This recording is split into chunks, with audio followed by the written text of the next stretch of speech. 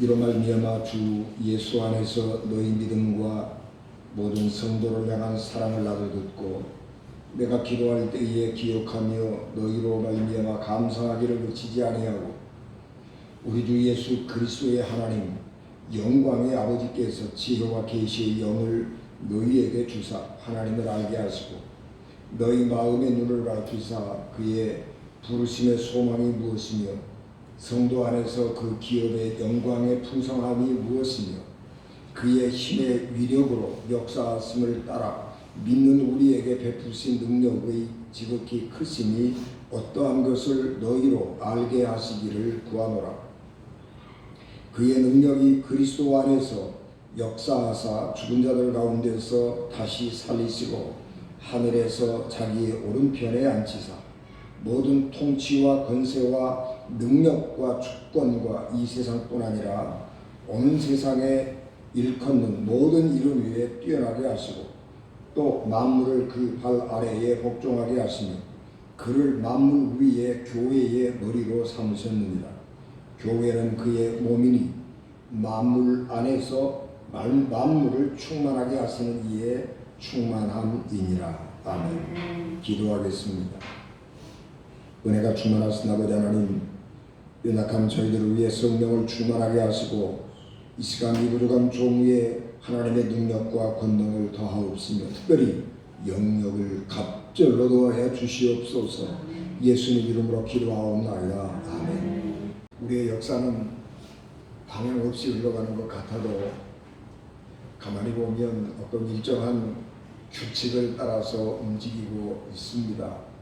그것을 역사 발전론이라고 그러는 것인데 다양하게 선언합니다. 도전과 응전 그렇게 말하기도 하고요. 진자론 그렇게 말하기도 하고 여러 가지를 말하고 있는데 우리가 영과 육이라고 하는 점에서 보면 진자론을 말할 수 있습니다. 역사는 어느 한 시대에는 영적인 것들이 굉장히 중요하게 생각하고 영적인 일에 관심을 많이 두었던 시대가 있는가 하면 어떤 시대에는 육체적인 일들에 대해서 관심을 많이 두고 그 일에 집중하고 살아가는 그런 때가 있었죠. 그래서 이 영적인 일과 육적인 일 사이를 왕래하면서 역사가 발전해 간다. 그렇게 설명을 하는 것입니다. 중세 그리스도교가 세상에 가장 강력한 권세가 되던 그런 때에는 신비주의가 활발하게 일어났습니다. 그것은 교회가 겉보기에는 굉장히 화려하고 또 굉장한 능력을 세속적인 권력을 가지고 있어서 아주 번성하고 있는 것 같지만 그 시대의 교회가 너무 부패하고 타락했기 때문에 교회가 이래서는 안 된다 그런 생각을 하면서 물밑으로 스며들어서 하나님만을 추구하고 살아가던 사람들이 있었습니다. 그래서 12세기, 13세기, 14세기 이런 그 무렵에 신비주의가들이 굉장히 많이 있었고 그런 사람들을 통해서 하나님께서 이 역사를 비추시고 이 인류를 구원해 오신 것입니다. 그래서 영국의 신비주의 그리고 독일 라인강 뉴욕에 있었던 신비주의 그리고 15세기 이탈리아의 신비주의 영성가들이 나타나서 그 시대를 비추어 갔던 것입니다. 그런데 이 신비주의가 가지고 있는 단점은 뭐냐 그러면 우리 육신을 너무 학대한다고 하는 겁니다. 여러분 우리가 육체의 욕망을 절제하고 육신의 능력을 약화시키면 영적인 힘이 강화되는 것은 사실입니다. 그렇기 때문에 하나님의 말씀을 따라서 그렇게 오직 하나님만을 구하고 살았던 사람들이 굉장한 영적인 능력을 가지고 있어서 기적을 행하고 하나님의 능력을 드러내고 하는 데에 굉장히 탁월한 그런 역할을 했지만 우리 육체적인 그 욕망을 절제하고 우리 육신을 너무 무시했기 때문에 너무 힘든 거예요. 배고픔 그리고 고통, 고난 이런 것들은 사람들이 싫어하는 거잖아요. 그래서 사람들은 너무 좀 심하지 않느냐 그렇게 하면서 영적인 일에 대해서 이렇게 좀 뭐라고 그러죠? 등한히 하게 되면서 우리 육체의 일에 관심을 드러내기 시작을 했습니다. 그래서 사람들은 점점 세속적인 기계주의에 열광하기 시작을 한 것입니다. 사람들은 육체에 대한 관심이 높아지면서 안락한 삶을 추구하기 위해서 기술 발전을 추구했습니다. 하나님의 기적을 인간의 힘으로 해결하기 위해서 사람들은 기술을 발전시켰고 또 그리고 그 과학기술은 누구나 손쉽게 하나님의 기적을 능가하는 놀라운 일들을 할 수 있게 되었습니다. 굳이 금식하고 자기 육신을 학대해가고 그렇게 하면서 오랜 시간 동안 영적인 수련을 통하고 하나님과 동행하는 삶을 통해서 나타날까 말까 한 그런 기적들을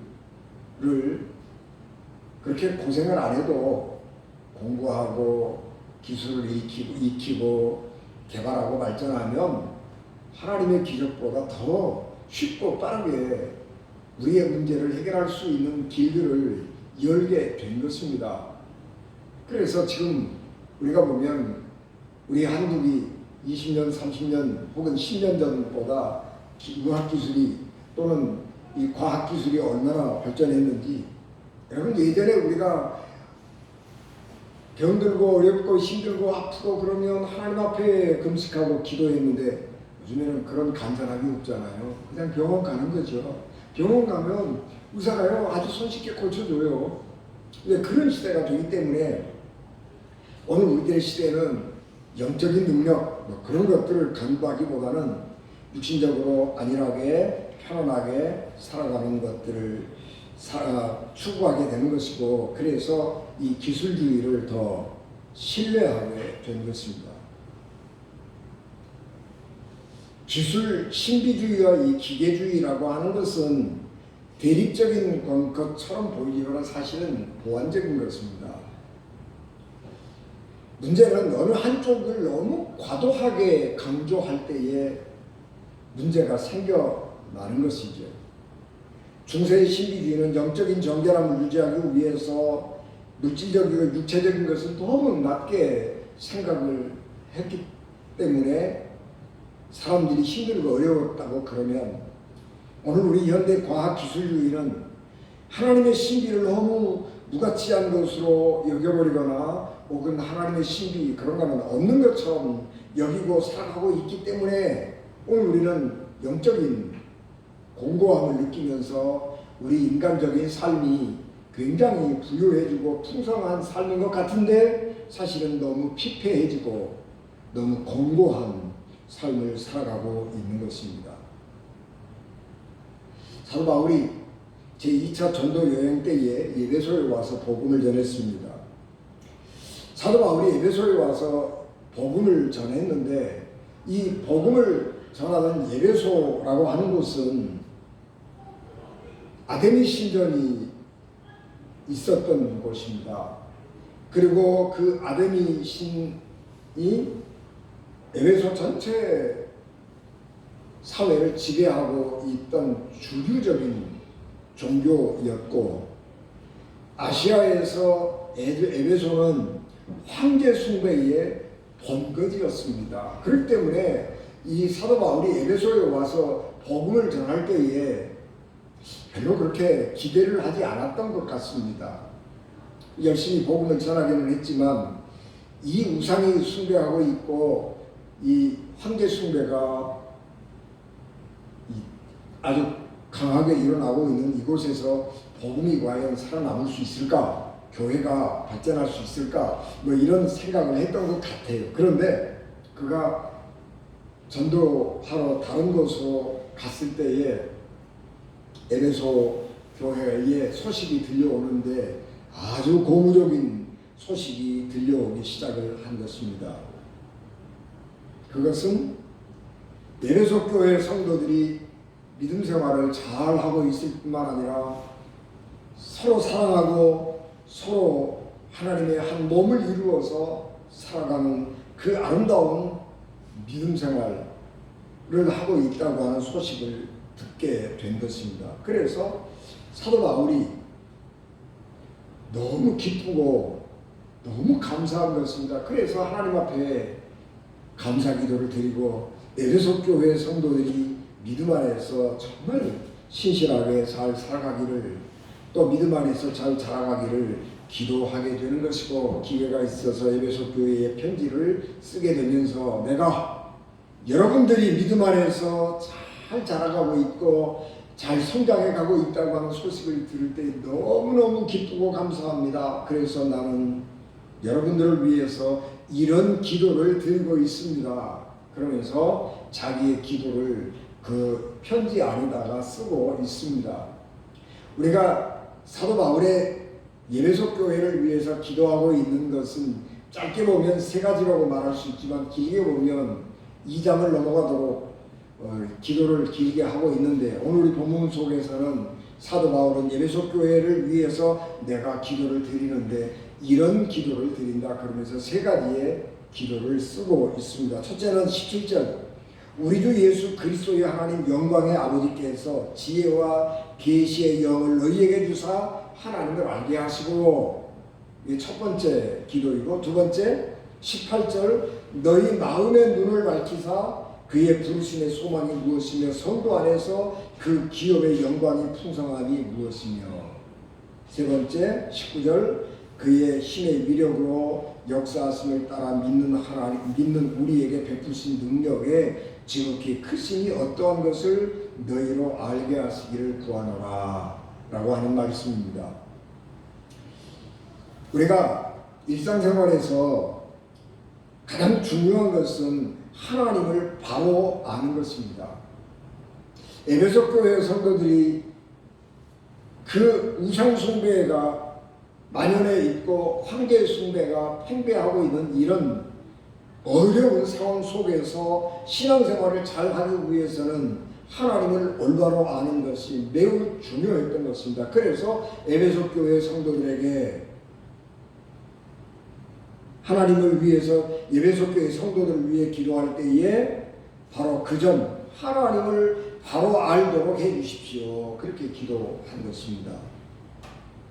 하나님을 바로 아는 것은 인간의 인식으로 되지 아니하고 오직 하나님께서 계시의 성령을 주셔서 하나님을 올바로 알 수 있도록 인도해 주실 때에만 하나님이 어떤 분이냐 하는 것을 알 수 있는 것입니다. 그러므로 사도 바울은 예수님을 믿을 때에 받은 성령, 다시 말하면 계시의 영이 하나님이 어떤 분인가 하는 것을 알도록 해달라고 기도한 것입니다. 성령이 아니고는 하나님이 어떤 분이신지 알지 못하기 때문입니다. 세상의 지혜, 인간 자신의 인지 능력 가지고는 하나님이 어떤 분인지 알 수가 없습니다. 오직 성령의 인도하심 따라서만 성령께서 계시의 영을 보여주셔서 하나님의 놀라운 비밀을 우리에게 가르쳐 주실 때에만 우리가 하나님에 대해서 올바로 알 수 있는 것입니다.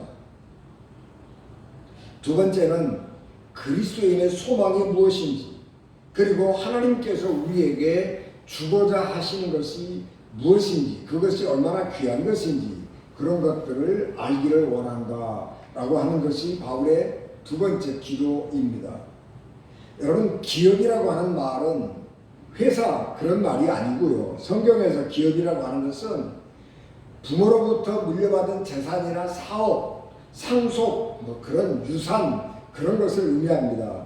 하나님의 기업이 뭐냐 그렇게 할 때 하나님의 기업이라고 하는 것은 하나님이 우리에게 유산으로 상속으로 물려주는 것이 뭐냐 그런 말입니다.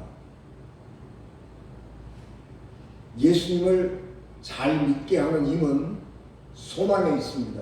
우리가 소망이 있을 때에 우리의 믿음 생활을 열심히 해나갈 수 있는 거죠.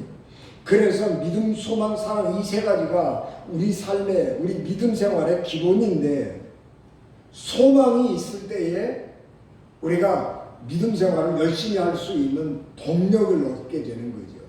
신앙생활하면서 소망이 없다 그러면 신앙생활 할 이유가 별로 없어져 버리는 거죠.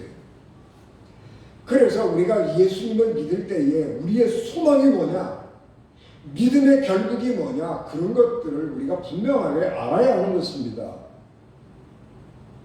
우리가 예수 그리스도를 믿는 이유는 구원입니다.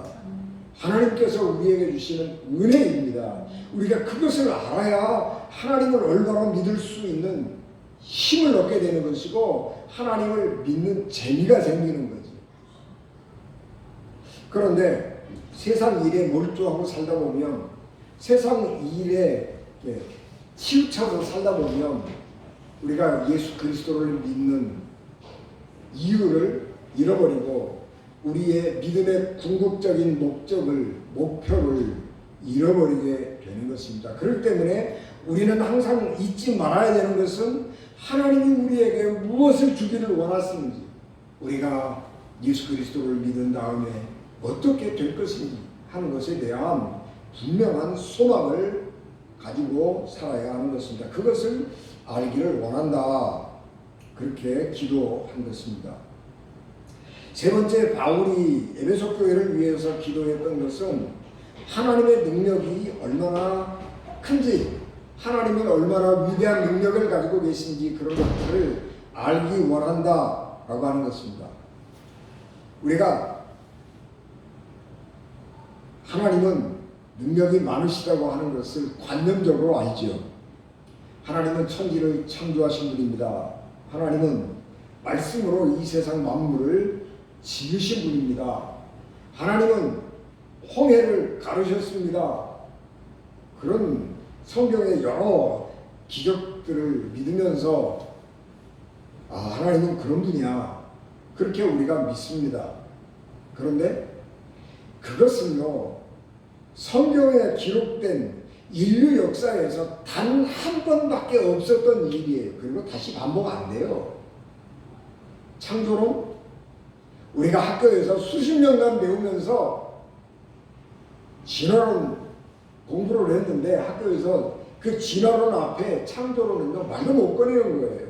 학교에서 창조론 가르치지도 않잖아요. 그러니까 교회에서만 창조론 얘기를 듣는데 창조론은 근거가 없잖아요. 진화론은 화석이 있잖아요. 논리가 있잖아요. 그러니까 창조론이라고 하는 것은 진화론 앞에서 너무너무 무기력해져 버리는 거예요. 그래서 하나님의 능력이라고 하는 것은 우리 머릿속에만 남아있고 우리 현실적으로는 하나님의 능력에 대한 신뢰는 별로 없는 거예요. 우리는 하나님 앞에 신앙생활하면서 많은 기도를 합니다. 그런데 우리의 많은 그 기도들이 얼마나 성취되었나요? 우리가 예수 그리스도를 처음 믿기 시작할 때 하나님께서 우리의 기도에 응답하셔서 하나님이 이렇게 내 기도에 응답하셔서 내가 이렇게 내 기도가 이루어지고 내 삶이 이렇게 됐다고 기쁘고 즐거움에 감사함에 신나서 하나님을 예배하고 신앙생활하던 그런 때가 다 지나가버리고 지금은 그냥 맹맹해지는 거예요. 그리고 우리가 기도했는데 이루어지지 않는 수많은 기도가 지천에 널려 있어요. 그래서 우리는 신앙생활 하다가 하나님 능력이 없으신가? 왜 하나님이 요새는 내 기도 응답 안 해주시지? 그런 생각을 하게 되면 하나님의 능력이라고 하는 것은 그냥 그런 거지. 그리고 무감각하게 넘어가버리기 쉬운 것입니다.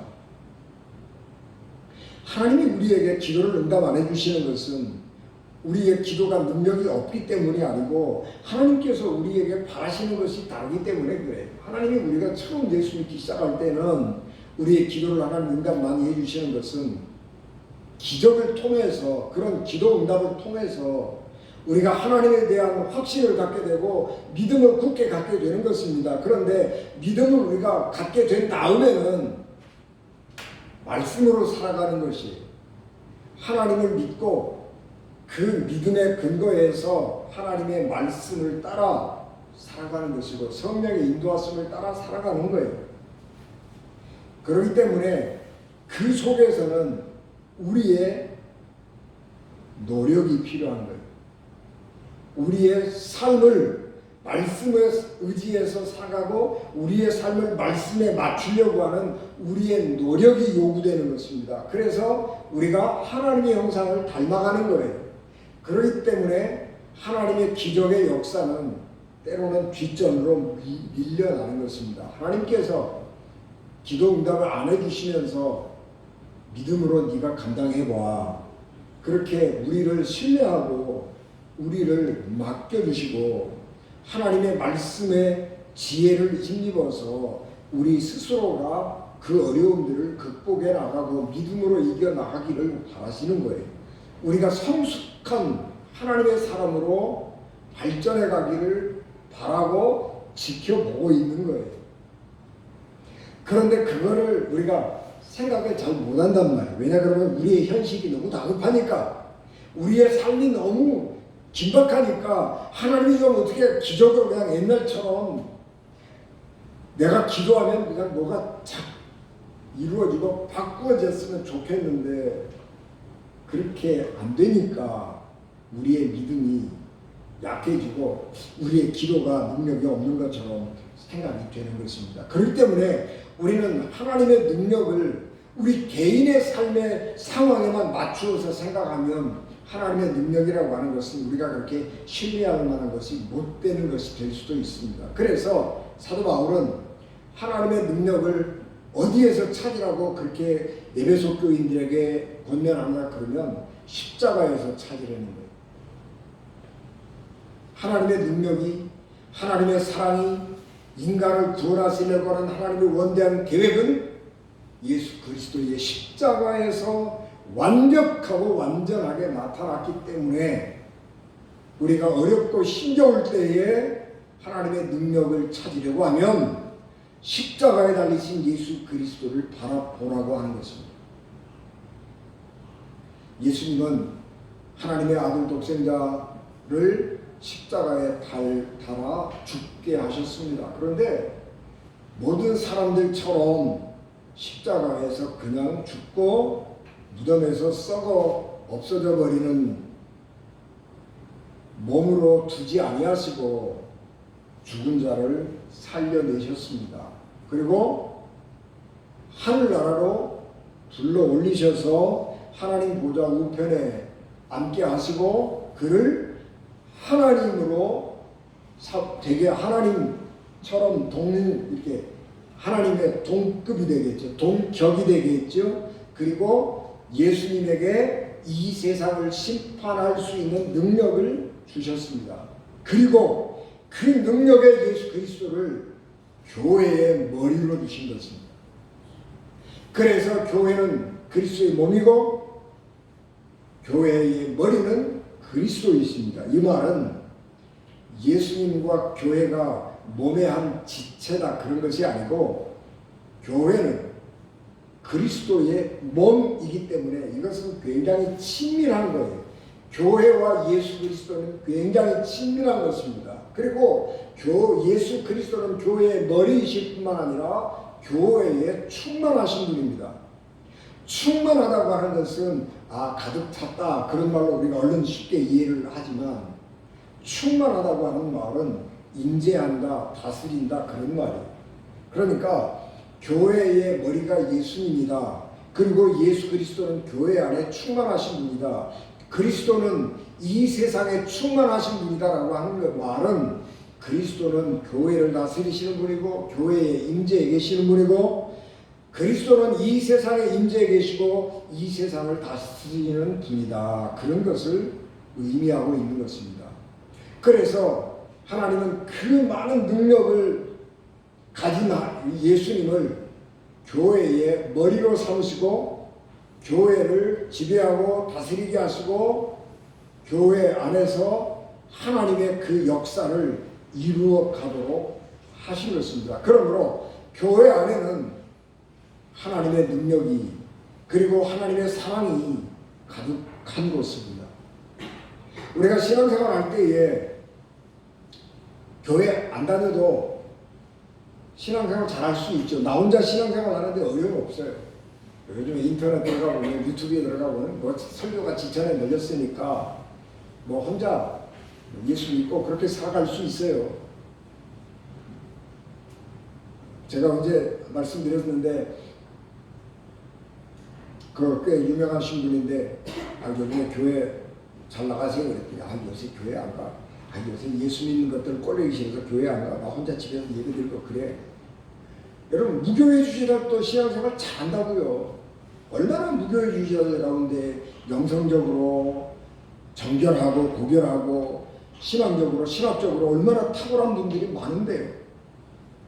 그럼에도 불구하고 왜 하나님은 교회를 만들어 놓고 교회 안에서 우리가 서로 신앙생활을 하도록 하느냐 그러면 교회 안에는 인간을 구원하시기 위한 하나님의 그 놀라운 사랑이 교회 안에 가득하기 때문이고 교회 안에서 우리가 성도들의 교제를 통해서 하나님의 능력을 경험하고 하나님의 사랑을 경험할 수 있기 때문에 그리스도인들은 교회 안에서 서로 사귀고 서로 교제하고 서로 사랑을 나누고 그러면서 하나님의 백성으로 이렇게 서로 부딪혀가면서 단련되고 연단되고 그 하나님의 사람으로 바꾸어져 가는 것입니다. 그것이 교회 안에서만 가능한 것입니다.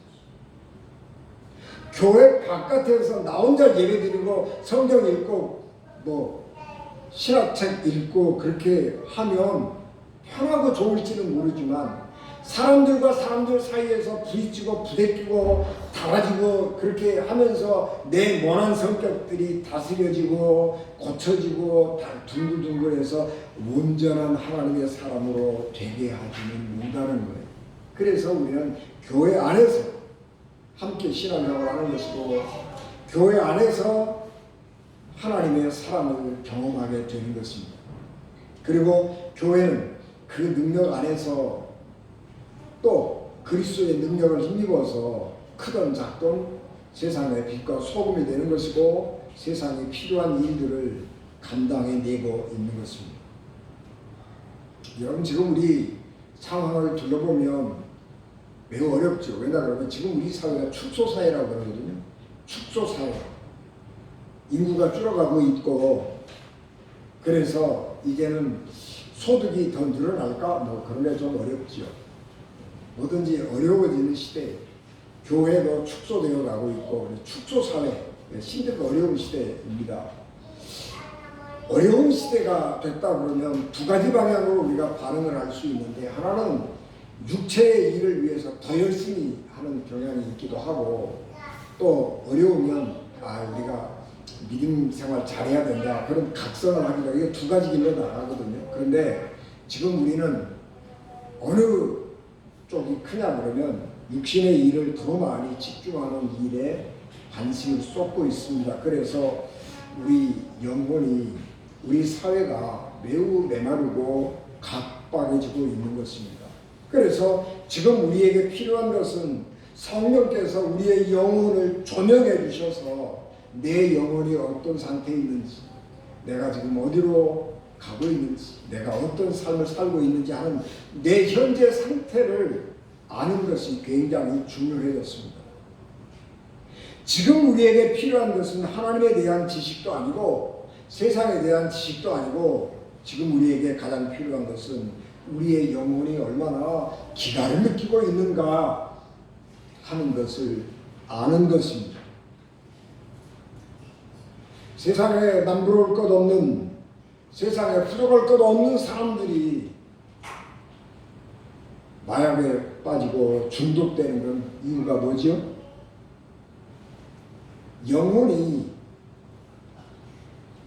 굶어 죽게 생겼다는 아우성을 치는데 그걸 못 들으니까 자꾸 어긋나는 거예요. 그래서 뭔가에 취해서 사는 거예요. 여러분 술 취해서 살지 말고 성령의 세술에 취하라고 사도 바울이 그랬잖아요. 세상에 취해서 살고 쾌락에 취해서 사는 거예요. 그런데 그렇게 하면 안 돼요. 성령의 세술에 취해야 되는 겁니다.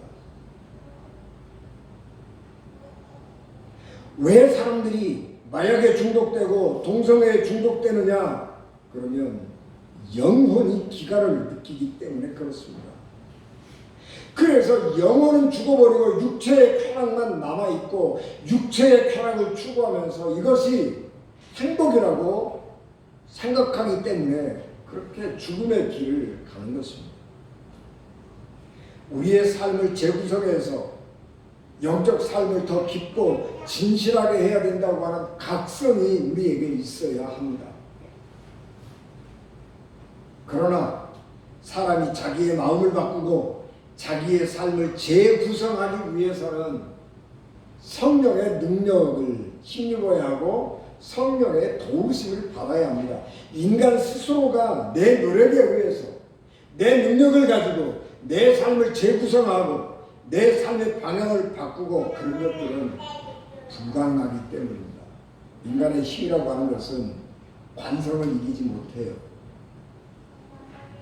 그 관성을 이기려고 그러면 그 관성보다 더 큰 힘과 능력이 우리에게 와주어야 우리의 삶의 방향을 바꿀 수 있는 거거든요. 그것은 오직 성령을 의지할 때에만 가능한 것입니다. 인간의 마음을 바꾸고 우리의 삶을 재구성하기 위해서 성령의 도움을 받아야 합니다. 우리가 성령의 도우심으로 우리의 마음을 새롭게 그리스도의 마음으로 바뀌지 않으면 우리는 세상을 따라서 우리의 마음이 변절되기 시작을 하는 것입니다. 하나님을 부정하는 세상의 문화는 우리의 생각을 그냥 두지 않습니다. 세상의 행복론자들은 사람이 행복하기 위해서는 좋은 생각을 하고 긍정적인 생각만 하고 살아가면, 행복한 생각을 하고 살아가면 우리는 행복해질 수 있다, 그렇게 가르칩니다. 그러나 우리가 긍정적인 생각하고 행복한 생각만 하고 그렇게 한다고 그래서 그 사람이 정말 행복해질 것 같으면 세상에 행복하지 않은 사람 하나도 없지요.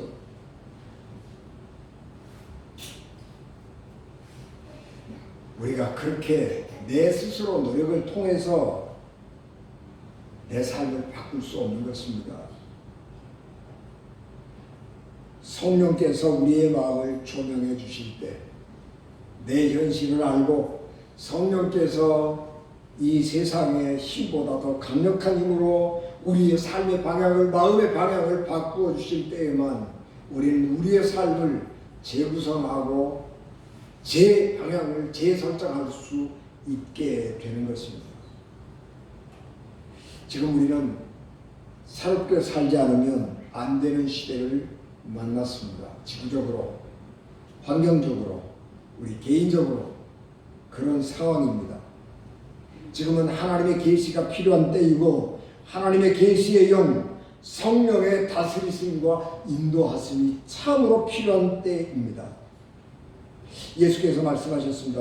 요한복음 14장 26절, 보혜사 곧 아버지께서 내 이름으로 보내실 성령, 그가 너희에게 모든 것을 가르치고 내가 너희에게 말한 모든 것을 생각나게 할 것이다 말씀하셨습니다. 성령만이 우리를 가르쳐 주시고 우리에게 필요한 것을 주시고 인도해 주실 것입니다.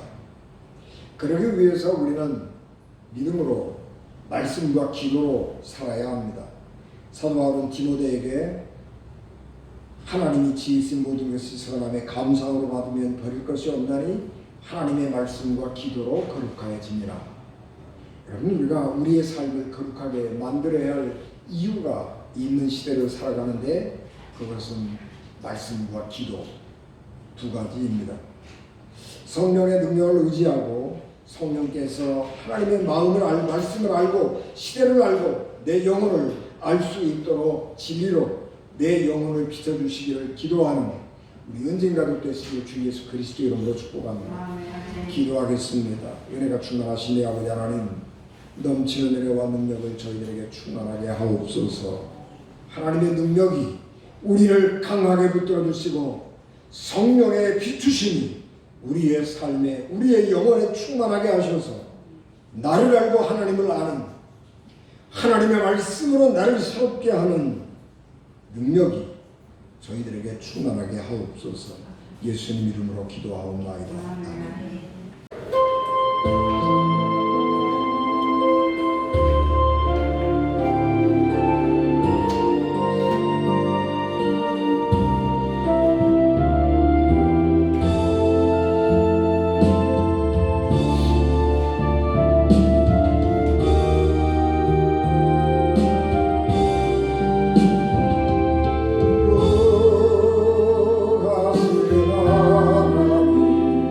주께